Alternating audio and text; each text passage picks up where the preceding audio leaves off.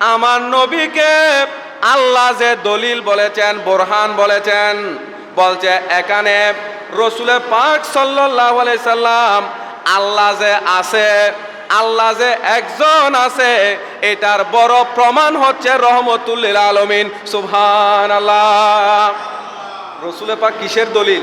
আল্লাহ যে আছে সেটার বড় দলিল। কারণ আল্লাহ যে একজন স্রষ্টা হিসেবে আছে, আল্লাহ যে আমাদেরকে সৃষ্টি করেছেন, এই কথা বলছেন কে? রসুল পাক বলেন না, বলছেন কে? রসুল পাক। তাহলে যে রসুল পাক না হলে আল্লাহ যে একজন আছে সেটাও আমরা চিনতাম না, আল্লাহ নিজেও প্রকাশ হতেন না। যে রহমতুল লিল আলামিন নবীর আগমনের কারণে আমরা আল্লাহ যে আছে সেটার প্রমাণ পেয়েছি। এই জন্য রহমতুল লিল আলামিন নবী হচ্ছে আল্লাহ যে আছে সেটার বড় দলিল। জুড়ে বলুন সুবহানাল্লাহ। এই জন্য আল্লাহ কুরআনুল কারীমে বলেছেন, কদ জাকুম বুরহানুম মির রব্বিকুম, তোমাদের প্রভুর পক্ষ থেকে তোমাদের কাছে একটা দলিল এসেছে, প্রমাণ এসেছে। জুড়ে বলুন সুবহানাল্লাহ। এখানে রসুল পাককে দলিল বলেছেন, প্রমাণ বলেছেন। কিসের দলিল? আল্লাহ যে আছে সেটার দলিল। শুধু সেটার দলিল নয়, আল্লাহ যে জান্নাত সৃষ্টি করেছেন সেটার দলিলও রসুল পাক। আল্লাহ যে জাহান্নাম সৃষ্টি করেছেন সেটার দলিলও রসুল পাক। আল্লাহ যে আমাদের জন্য কত নিয়ামত সৃষ্টি করেছেন সেটার দলিল হচ্ছে রসুল পাক। আল্লাহ যে নূর সেটার প্রমাণ হচ্ছে রসুল পাক। আল্লাহ যে গায়েব জানে, গায়েবের স্রষ্টা, সেটার প্রমাণ হচ্ছে রসুল পাক। জুড়ে বলুন সুবহানাল্লাহ। কিভাবে আল্লাহর দলিল? কিভাবে রসুল পাক? যেমন আল্লাহ যে নূর, এটা আমরা কিভাবে বুঝবো? বলছে রহমতুল লিল আলামিন নবীকে আল্লাহ নূর হিসেবে পাঠিয়েছেন। রহমতুল লিল আলামিন নবীর যে নূর সেটাই প্রমাণ করে স্বয়ং আল্লাহ নূর। জুড়ে বলুন সুবহানাল্লাহ।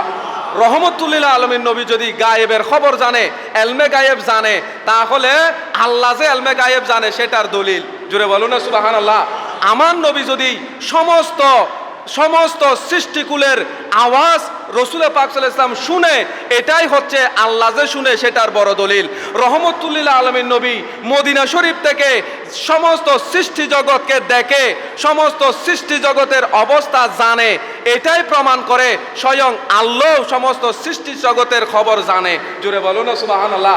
রসুল পাক সাল্লাল্লাহু আলাইহি ওয়াসাল্লাম যদি ক্ষমতার মালিক হয়, তাহলে এটাই প্রমাণ করে স্বয়ং আল্লাহ ক্ষমতার মালিক। জুড়ে বলুন সুবহানাল্লাহ। এখন আপনারা বলবেন যে আল্লাহ যদি এই সব কিছুর মালিক হয়, রসুলও যদি সব কিছুর মালিক হয়, আল্লাহ যদি গায়েব জানে, রসুলও যদি গায়েব জানে, তাহলে এটা তো শিরিক হবে। জুড়ে বলুন নাউজুবিল্লাহ। আমরা কি কখনো শিরিক করতে পারি? ইন্না শিরকা লাযুলমুন আযীম, নিশ্চয় শিরক করা এটা মহা অপরাধ, মহা অন্যায়। এই শিরকের গুনাহ আল্লাহ কখনো ক্ষমা করে না। অথচ এখানে আমরা শিরিক করি না। আল্লাহ গায়েব জানে, আল্লাহ সব কিছুর মালিক, এটা স্রষ্টা হিসেবে। কি হিসেবে? স্রষ্টা হিসেবে। লা শরীকা লাহু, আল্লাহর কোনো শরিক নাই, আল্লাহর কোনো দ্বিতীয় নাই। আল্লাহ সব কিছুর স্রষ্টা, আল্লাহ সব কিছুর মালিক, আল্লাহ সব কিছু জানে, সব কিছু দেখে, এটা স্রষ্টা হিসেবে দেখে, স্রষ্টা হিসেবে জানে। আল্লাহ তো স্রষ্টা, আর রহমতুল লিল আলামিন নবী জানে, এটা সৃষ্টি হিসেবে জানে যে আল্লাহ প্রদত্ত ক্ষমতা বলে জানে যে। জুড়ে বলুন সুবহানাল্লাহ। এই জন্য আল্লাহ রসুলকে দলিল বলেছেন, বোরহান বলেছেন। তার মানে রহমতুল লিল আলামিন হলো আল্লাহর পরিচয় পাওয়ার সব